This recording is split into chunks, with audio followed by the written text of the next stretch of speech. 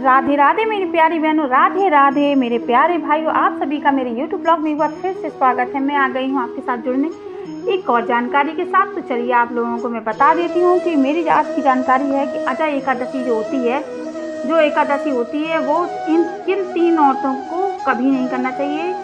उन जो 3 औरतों के बारे में हम बता रहे हैं उनको कभी भी इस व्रत को नहीं करना चाहिए, क्योंकि उनको ये व्रत करने से पाप की भागी होती हैं।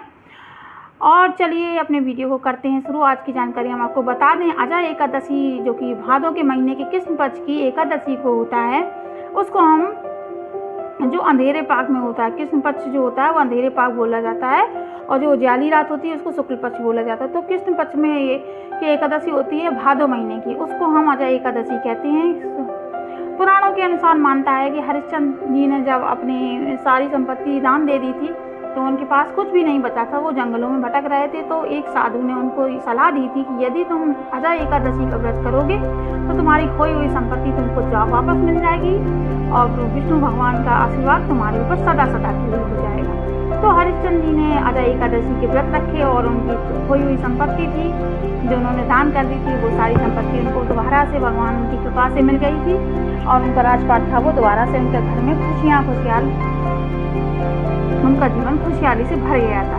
तो उसी के चलते हुए अजय एकादशी के व्रत रखना बहुत ही ज़्यादा पवित्र और बहुत ही ज़्यादा शुभ माना जाता है।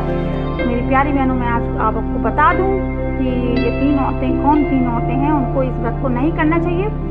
अजय एकादशी का जो व्रत होता है वो हम घर में सुख समृद्धि पाने के लिए करते हैं, हम अपने घर स्वास्थ्य को अमर करने के लिए करते हैं।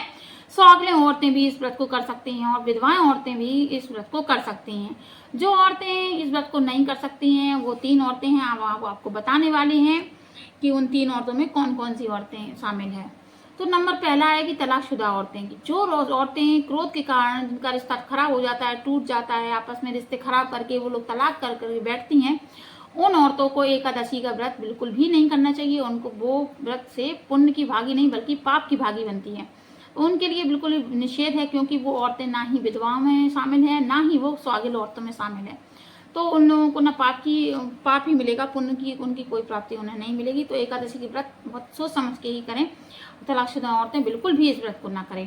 और नंबर दूसरी श्रेणी में आती हैं जो औरतें जो कोर्ट से मैरिज कर लेती हैं, यानी कि जो औरतों को अग्नि को साक्षी मानकर 7 फेरे नहीं लिए। तो हिंदू समाज में, हिंदू पुराणों के अनुसार वो औरत को सौगल नहीं माना जाता है, उसे कानून से मान्यता मिल जाती है। लेकिन हिंदू पुराणों के अनुसार एक औरत तभी सौगल होती है जब वो 7 फेरे लेकर वो उस देवी देवता का आह्वान करने के बाद ही साक्षी मानकर अपनी शादी संपन्न करती है। तो वो जो औरत जो कोर्ट मैरिज होती है उसको भी इस व्रत को बिल्कुल भी नहीं करना चाहिए।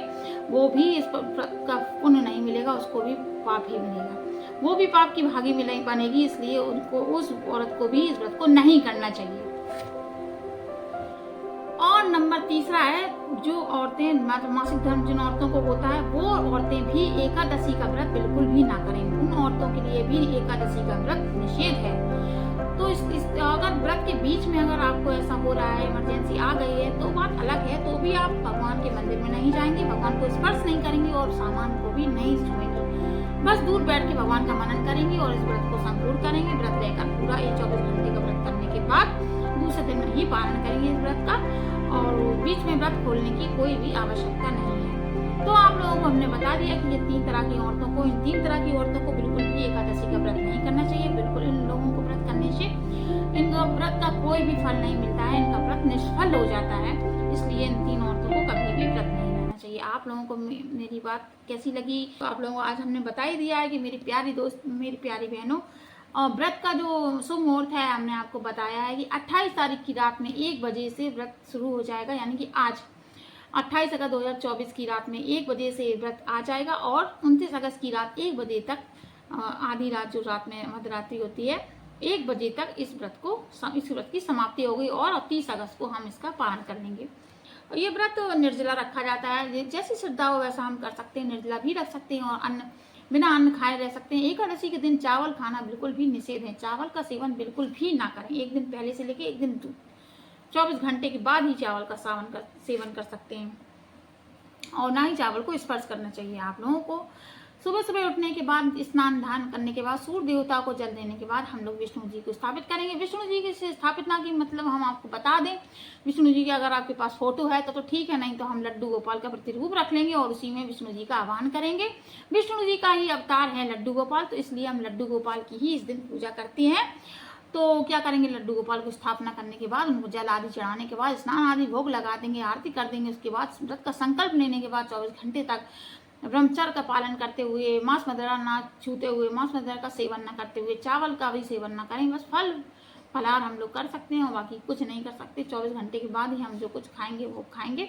उससे पहले फल आदि का सेवन कर लें। आलू भी उबाल के खा सकते हैं, ऐसा कुछ भी नहीं है। जैसी आपकी श्रद्धा है उसी हिसाब से दूध पी लें, फल खा लें। बस यही सब करके हम इस व्रत को करते हैं। बड़ा ही इस व्रत के नियम बहुत ही कठिन है। अगर व्रत में रहना है आपको तो मन लगा के रहिए, नहीं तो अगर नहीं कर सकते हैं, क्योंकि ये व्रत कभी भी जीवन में छोड़ा नहीं जाता, ना ही किसी को दिया जाता है। कितनी भी बीमारी हो, कैसा भी हो, हम लोगों को इस व्रत को कभी नहीं छोड़ना चाहिए। इसीलिए सोच समझ के इस व्रत का शुभारंभ करना चाहिए।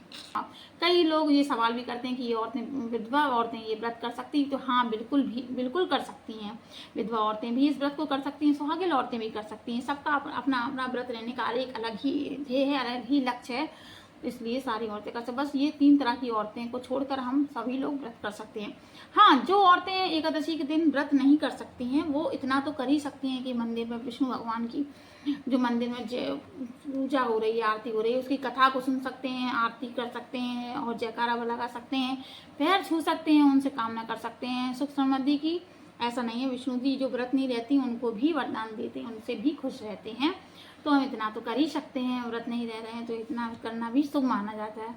तो आप लोग अगर इतना कर पाएँ तो बहुत अच्छी बात है, नहीं तो व्रत रहने तो और ही अच्छी बात है। तो चलिए जानकारी को यहीं करते हैं। आप लोगों को मेरी जानकारी अगर अच्छी लगी हो तो चैनल को सब्सक्राइब जरूर करिएगा, लाइक करिएगा। बस यही कामना करते हैं, अपना प्यार मेरे वीडियो को दीजिएगा। अगर मेरे मुंह में थोड़े छाले हो गए, अगर मैंने कोई भी शब्द उल्टा गलत निकाल दिया हो तो आप लोग उसका गलत मतलब मत निकाल लीजिएगा और मैं माफ़ी चाहती हूँ। इसी के साथ अपना वीडियो यहीं करती हूँ, इतना यहीं समाप्त करती हूँ। मिलते हैं कल एक नई कथा के साथ, एक नई जानकारी के साथ। तब तक आप लोग अपना ख्याल रखें, सुरक्षित रखें। आप सभी को मेरी तरफ से एकादशी की बहुत बहुत शुभकामनाएं और राधे राधे मेरी प्यारी बहनों, राधे राधे मेरे प्यारे भाइयों। बोलिए विष्णु भगवान की जय।